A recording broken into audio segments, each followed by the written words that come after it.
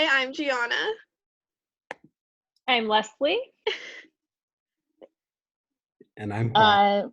Oh, I'm Sylvia, and yeah, let's do this thing. Yeah, our blog is titled Creating a Caring Society.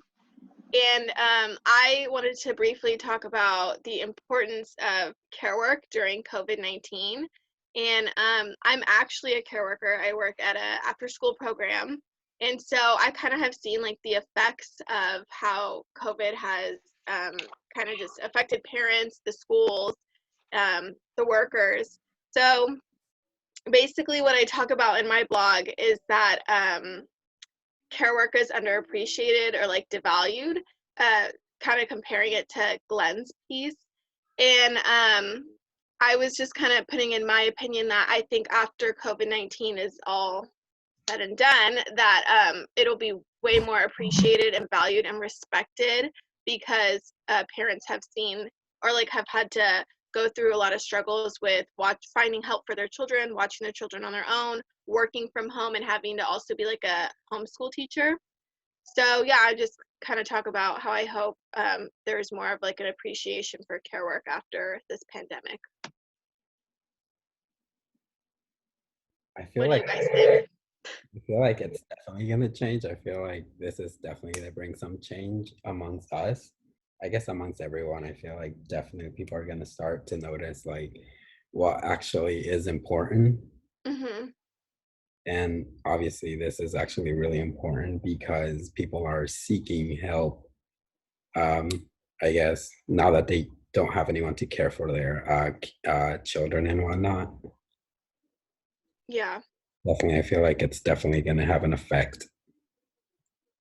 Yeah, I I think agree. also it's like having an effect across the board too. Like you said that that's your like industry, that's what you do for work, and you're seeing it at first hand. Like for me, I'm like I kind of help my mom a lot with my younger siblings. I have like a 13-year-old sister and a 14-year-old brother, and then I also have a neighbor, like an elderly neighbor. She's like up in her 80s, and I kind of help her go. She lives by herself, and like none of her family's around, so I help her like around the house. I throw out her garbage and things like that. So I'm just seeing the need, especially Yeah. right now. Like people don't really have their families or any Mm-hmm. type of support, so I can definitely see how like we are desperately in need of that, of Exactly. caregivers, and how important it is always, but especially right now during these times and during this pandemic. So yeah, I agree with you as well.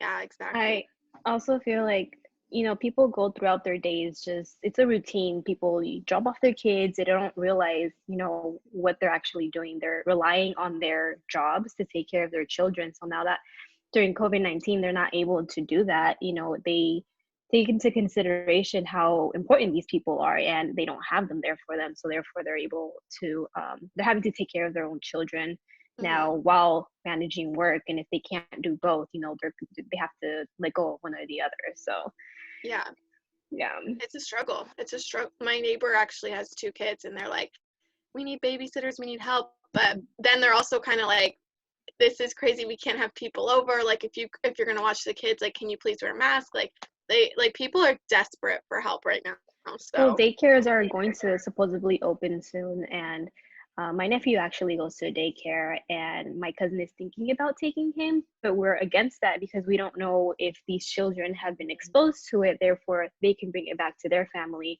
and yeah, then be exposed to that. So it's kind of like a iffy situation.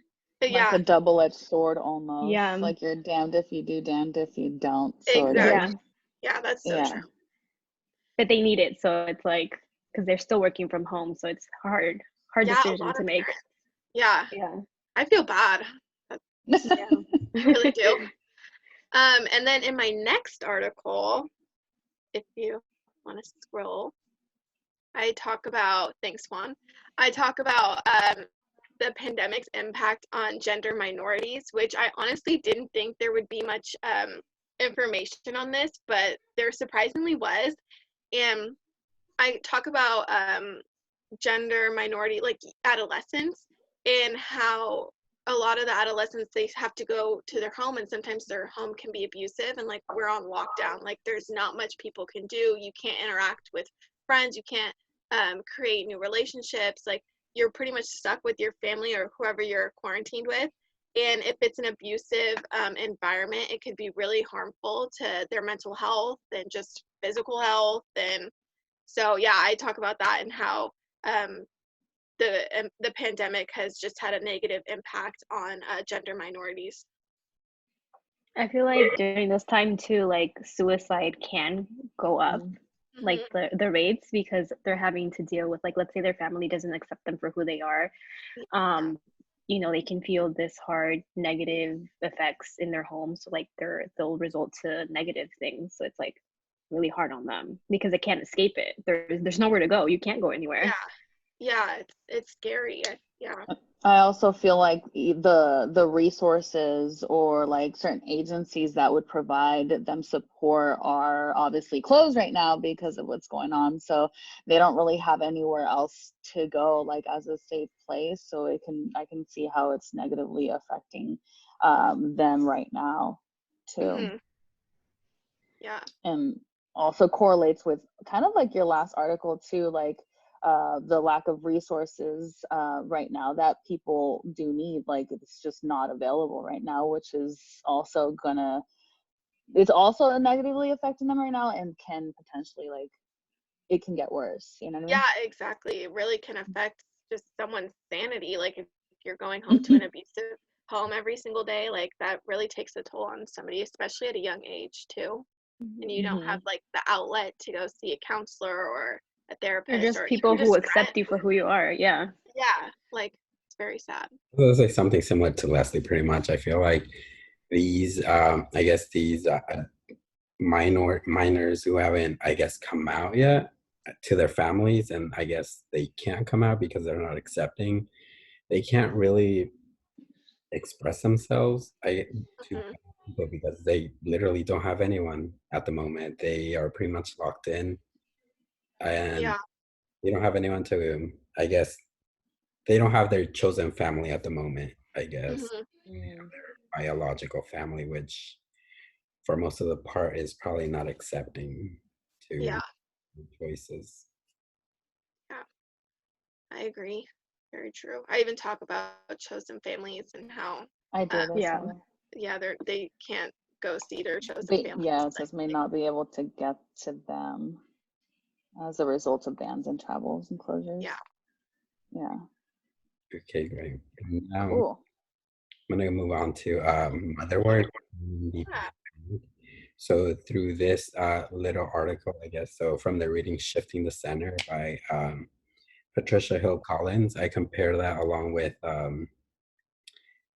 an article that pretty much states that, well, in the reading, actually, she states that physical survival, pretty much what I got from that is how these families are struggling to keeping their family from starvation.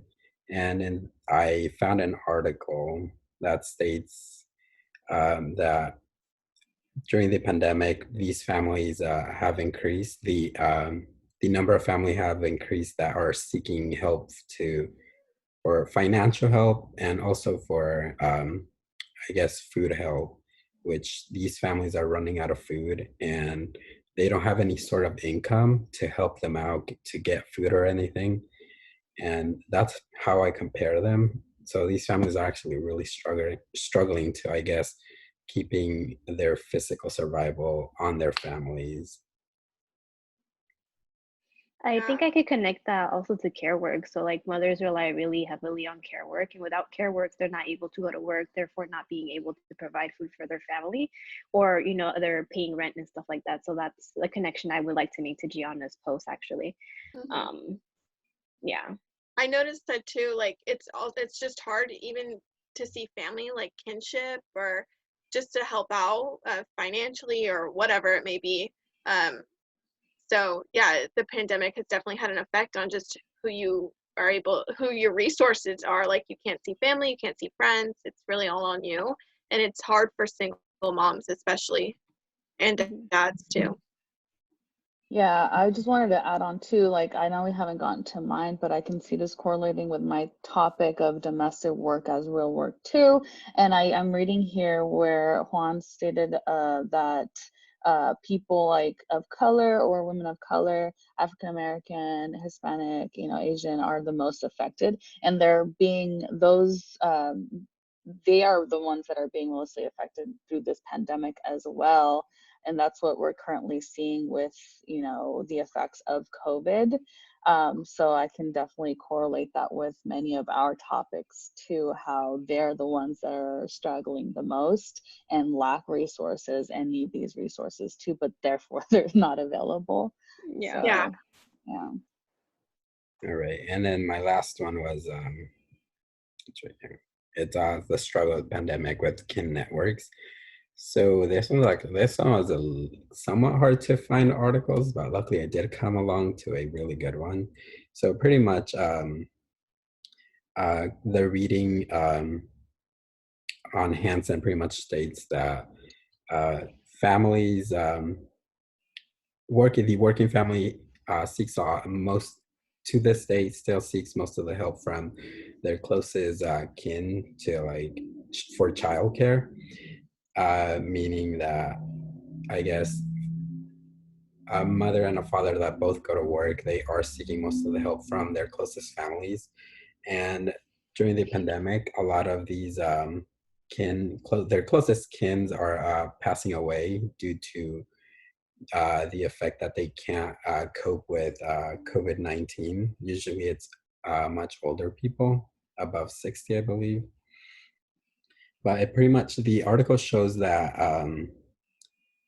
at the end of the day, once this is all over, if about 200,000 Americans die due to the virus, about 828,000 20,000 grandchildren will be left pretty much without the love of their closest kin network.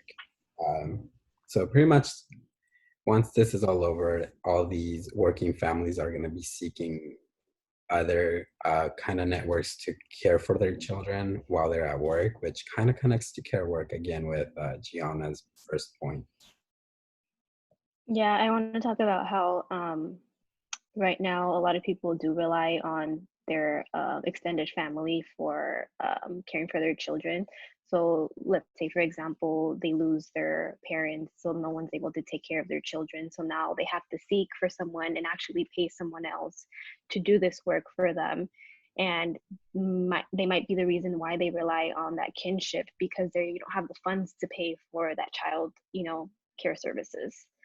Yeah, I kind of remember Dr. Francisco talking about one of the lectures, like a lot of parents or like just families rely on other family members to help out with their kids because it's free, and a lot of babysitters, nannies, or like daycares, they are pretty expensive. Yeah. So now families are going to have to struggle even more after this just to find help for their kids at a reasonable rate.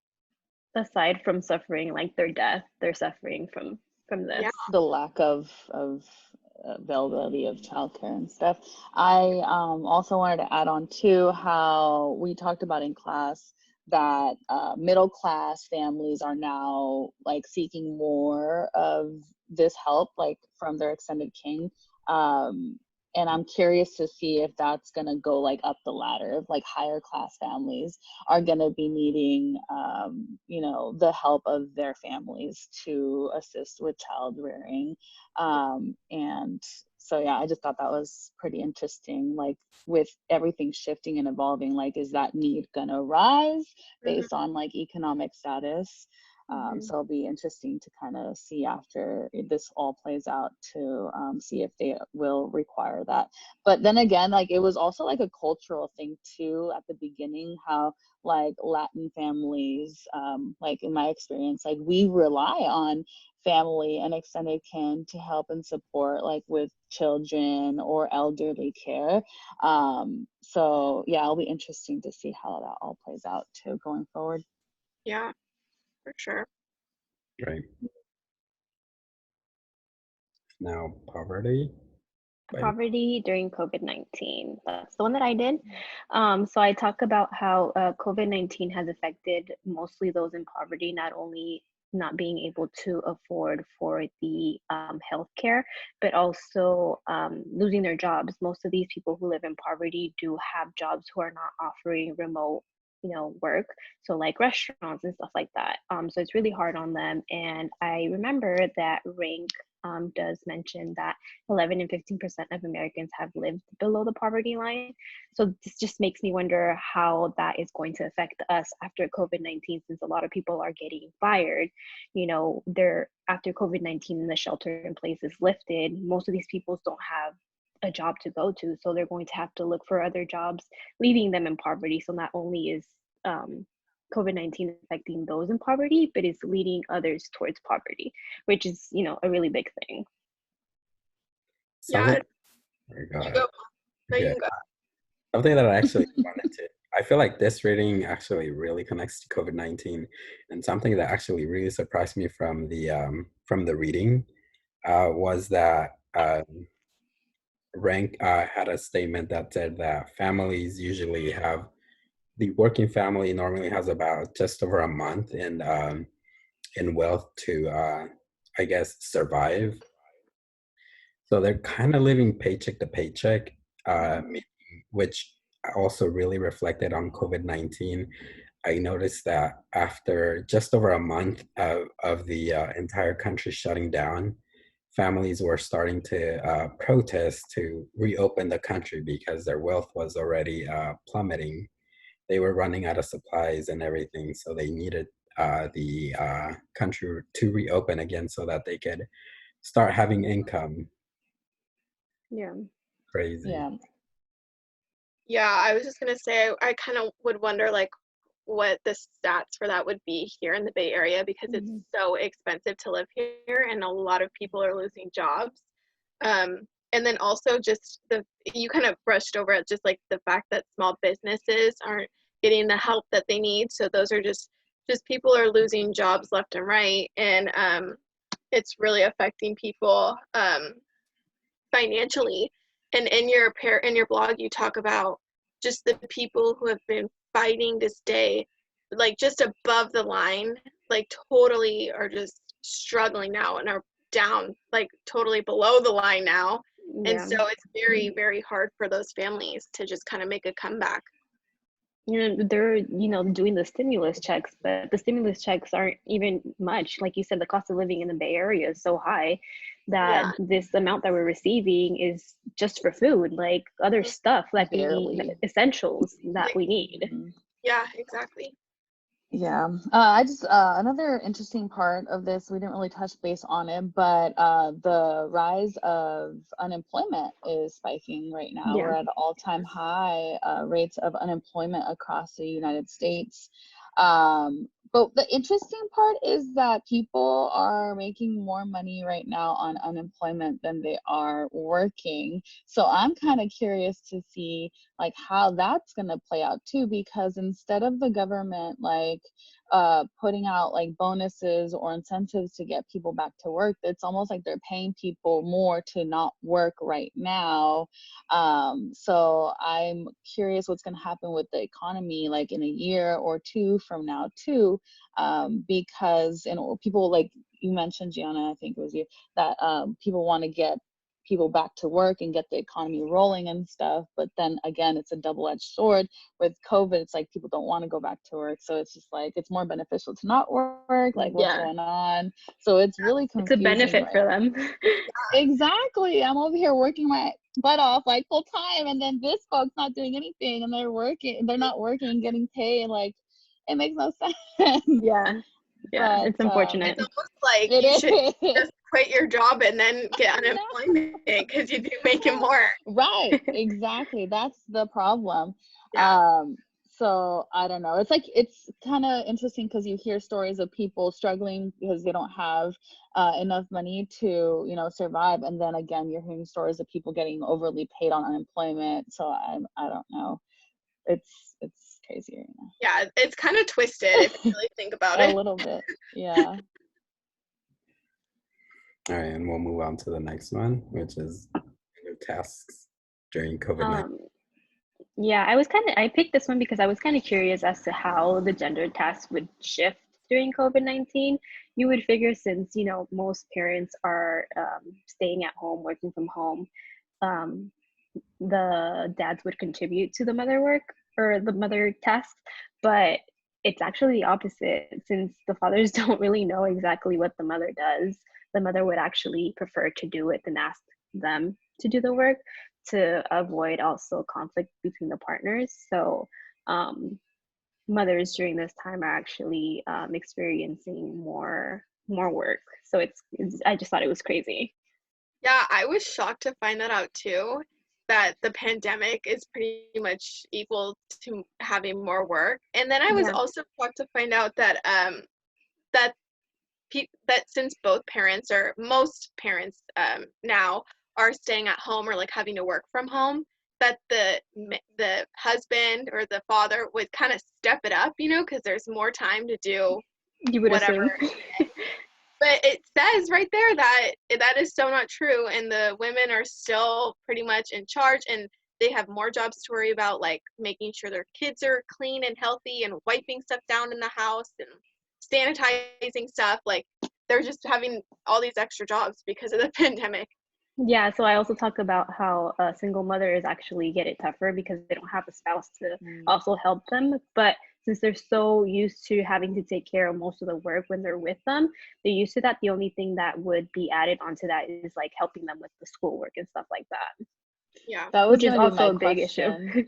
Yeah, I was curious to see if maybe you ran across some data on who's helping the children more with schooling at Yeah, well, it's the home. mothers. It's the mothers. It's the mothers. Yeah. Did you actually read that, or did Yeah, you? I didn't really list it on here, but they did talk about how mothers were expecting to get help from the fathers, but since they don't have like that patience with the children, it was most of the mothers who were taking care of that. That's interesting. That's Yeah. very surprising that we were all stuck at home. Feel like the mother's doing most of the work. I feel like it's not so much the case, at least in my parents' household, but I know for sure it's the case. Like, for most of the part, it is the case where the mother does most of the work, the domestic work. Hmm. Crazy. Yeah, no, definitely. Like I said, back to my personal experience, like my mom's a single mom with younger kids, and she's definitely going through it. Like, she's the one that's helping around the house, like everything, you know what I mean, playing both roles and assuming more responsibility with the whole like homeschooling situation for both of the kids. So it's definitely an interesting like shift and dynamic to be watching and experiencing too. So that relates to that subject with yours, Leslie. And I like your picture, by the way. Oh, thank you. The super mom, and then the dad just on his iPad. I was trying to find like a realistic picture, and this is as close as it got. No, that's on point. It's pretty accurate. Yeah. All right. Alrighty. So again, my topic was on domestic work as real work. How does this pandemic affect current family welfare? And I chose the article by Sharon Hayes, Flat Broke with Children, which basically talks about welfare reform and how it's negatively impacting or has impacted certain families, lower income, lower socioeconomic families, again, families of color, single mothers. And then she gives example of a woman named Celia, who has younger children. I think she has like 3 children. They're all little toddlers and babies. And she's like super broke. Like, she works because of the welfare reform. Basically, it was a personal responsibility act that passed in 1996 by Bill Clinton, which basically the goal was to reduce childbirth to teens and provide motivation to enter the work sector, basically to get off welfare and government assistance, and to promote family stability. But on the other hand, Hayes talks about how Yes, the data is mostly on the economic side, so it did get a lot of people off welfare and government support, and getting them back into the job sectors. For example, Celia, who's working for $6 an hour with freaking 3 kids and like and a single mother and obviously struggling. Whoa, what just happened? This meeting no longer has time limit. Yeah, Okay, hold on. we're good. What do you mean we're good? Should we keep going? Yeah. Yeah, I think you're good. Okay. So basically, she uses Celia as an example, just explaining how, based on data, yeah, it looks like the government reform, or sorry, the welfare reform is working because people are only having benefits for a limit of 5 years. But then again, overall, they're struggling because then after that, she can't get any more assistance. So she has a gifted child and she can't even she can't even put this child into testing or has the resources to even like support her own kid into his own like development or anything like that. So this reform definitely has its pros and its cons. And then I correlated this article with the current event, obviously, with the pandemic and COVID. It was an article by Roxanne Asgharian that was out in 2020 called "America's Child Welfare System Was Already Failing. The Pandemic Could Weaken It Further." And this basically talks about a young 22-year-old couple with a toddler, 3-year-old kid who's struggling. They got in a car accident and Child Protective Services basically took their child away from them because I guess they got hurt, blamed the parents, so on and so forth. So then therefore, instead of putting this child in Child Protective Services, the grandmother got like custody temporarily, but then her being such in a high risk and being an older woman and just health issues, she can't physically attend to the child. So it's kind of like a struggle and a battle going back and forth because the parents want their child back and get custody back. But because of the lack of support and social workers can't even, go to work, and because of the stay-at-home order, they're having difficulties like trying to get their child back. Courts are closed. So again, double-edged sword. They can't really get any assistance. They can't get, into the courts. They can't get their child back. So this puts the child in like the worst case, right? Like the child here is the victim overall, and it's not even the child's fault. And there's no help or resources right now. So yeah, they kind of so basically Hayes says that back in 2003, she says, expect to see rises in hunger, homelessness, drug abuse, crime. Children will be winding up in foster care, substandard child care, or fend for themselves, et cetera, et cetera. And then fast forward to 2020, which what we're going through right now. The author of the current event article states that this family is fighting to get their child back and is having difficulties. Families and children involving with the child welfare system have begun to experience disruptions. So it's basically like we're seeing what Hayes was explaining or what she foresaw back in 2003. So Yeah, I can't remember if it was this reading or one of the other ones that was relating to it, but they talk about how it's a routine, like the poverty system, like just kind of being below the line and like always pretty much always struggling, never being able to like, breathe finally after like struggling financially. But I feel like what stuck out most to me and here in this blog was just the mother with children.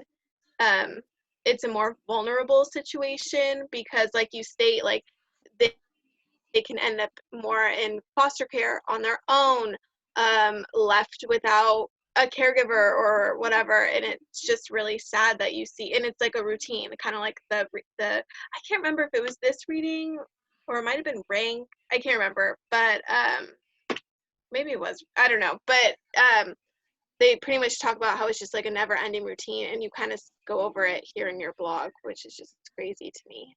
Very sad. no, I don't know if it was also this chapter where they claim that these people, or they're deemed as successful, when they are only making $6. But I remember they were talking about how they would pay for rent, they would pay for the phone bills, they would pay for all their necessities, and they were only left with like $50 and having to Yeah. pay for their children's stuff. So let's say, for example, now they're left with $50 with, being home, and they're not taking advantage of the of food that they're offering and the children at school. So now they're having to pay for more food. So it's like, how are they going based off of that?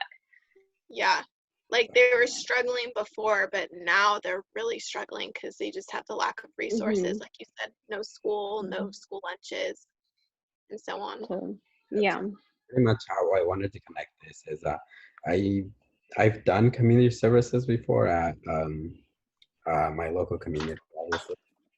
So pretty much what we do is like we kind of just monitor the families that come in and kind of just monitor what they can and what they cannot get. Make sure that they don't get too much based on their family size, their household size, and sometimes it's like really some families are like really you could tell the difference between like what they're driving. Sometimes it's families who literally come in the bus or like are just decided to walk, or some families that even come in like really nice cars. The best cars I've seen is literally a Porsche that came in to get Yes. groceries.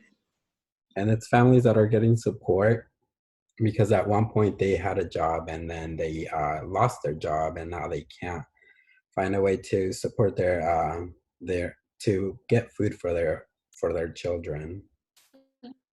It's kind of similar to like that reminds me of the video that we watched. I forgot what the title of the video was, but the dude, like they had different people from different like economic backgrounds, and it just kind of Mm. correlated with that one dude that had like a nice job and family, house and stuff, and then like went back to the pantry and was kind of like, this is what I have to resort to now, With the teacher, right? Yeah, Was he a yeah. teacher? He became a He teacher, I think, he afterwards. he He was couldn't like get a working at stable a bank job. or something. Yeah. And he had He like didn't an get a education and everything. Yeah, he had his Exactly. education to be a teacher, but his only job that he can land was a temporary job, where he was a substitute teacher. So he got what he, was called for. Sometimes you don't get called, sometimes you do. So he had to Mm-hmm. suffer through that, sometimes not getting paid. Yeah. Yeah. Cool. So my next topic was marriage and divorce. How does this pandemic affect married couples? This is a And spicy then one.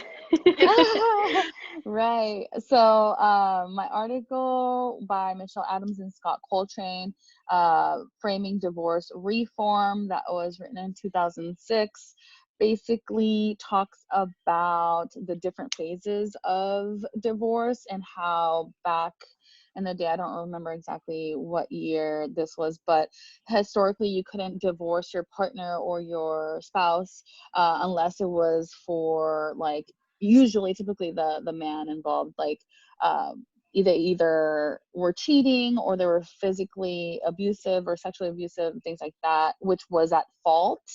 And then during phase one, they implemented during the 1969 and 1970, they went from fault to no fault status, claiming you're able to claim irreconcilable differences or just basically incompatible with your spouse. So this was like the first phase of transitioning divorce. And then they talk about, Adams and Coltrane talk about how there's three analytic approaches to this problem: divorce reform frame, divorce repeal frame, and marriage reform frame. And these basically are the three different like point of views that people perceive marriage and divorce, and how media also portrays divorce as like deviant or as negative, instead of something positive and beneficial in the long run.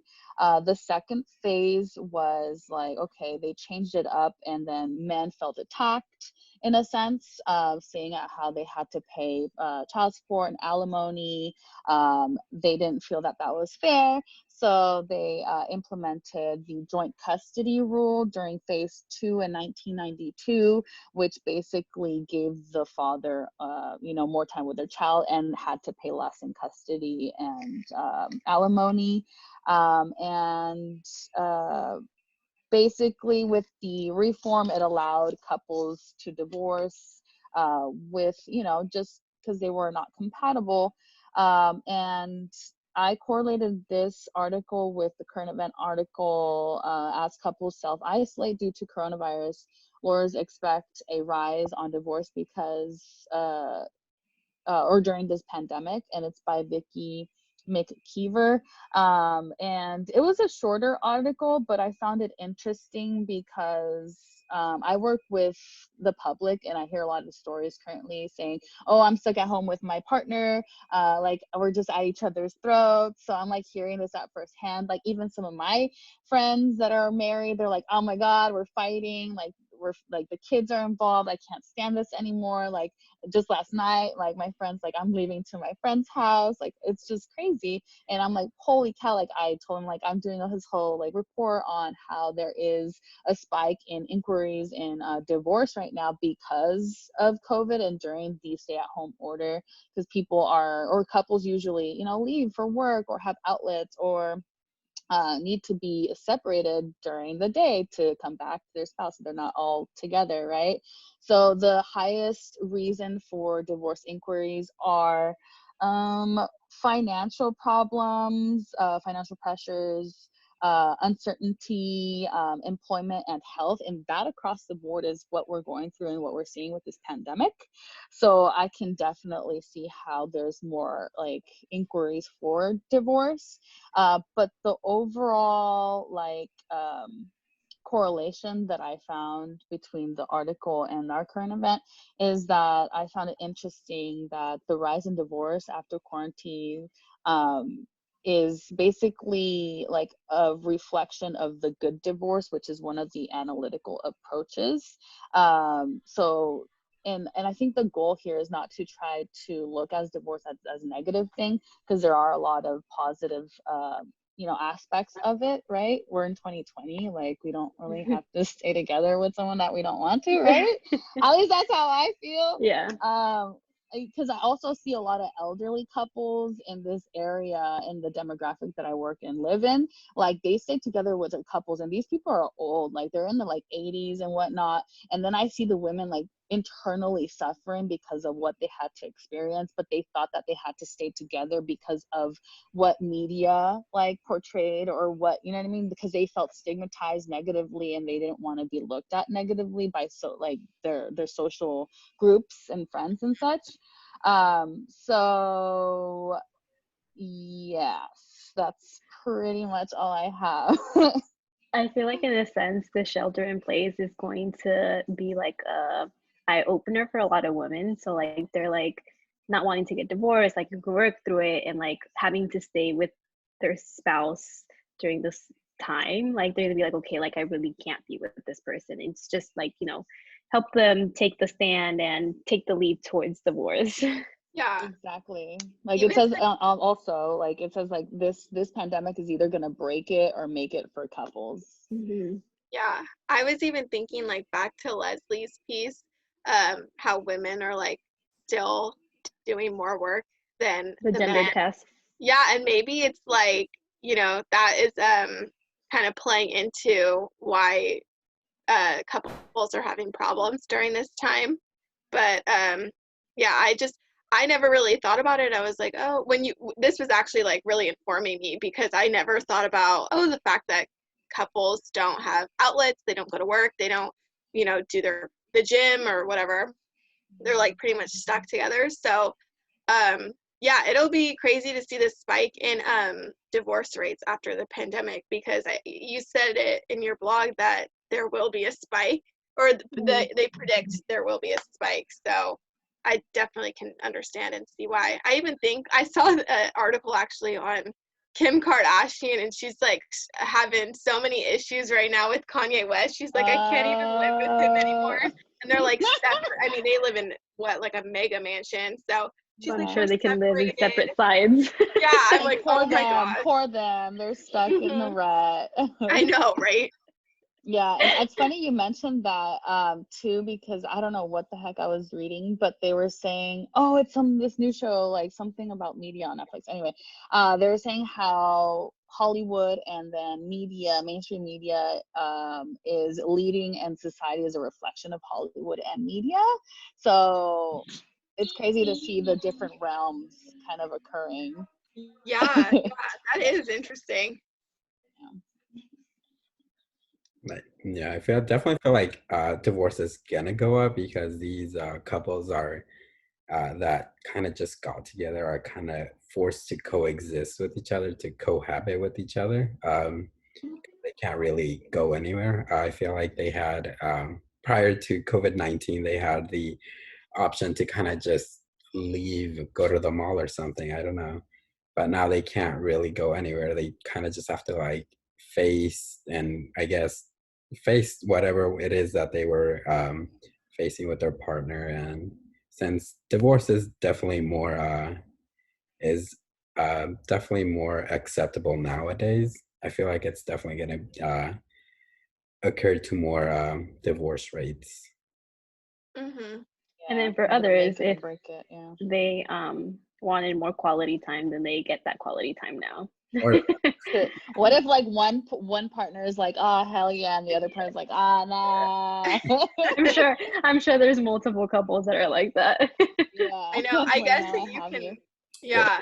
With my family, I live with my family, so we have been saying like, oh, it's nice we've been like spending more time together, like family dinners have been brought back because we all have busy schedules like with work and whatever. So we've had more family dinners. But then there are days we are like at each other's throats. We're like, get away from me. I need space. I need to go on a walk. Like, so it's Yeah, just crazy. that's the same. Yeah, Just interesting too to much. see.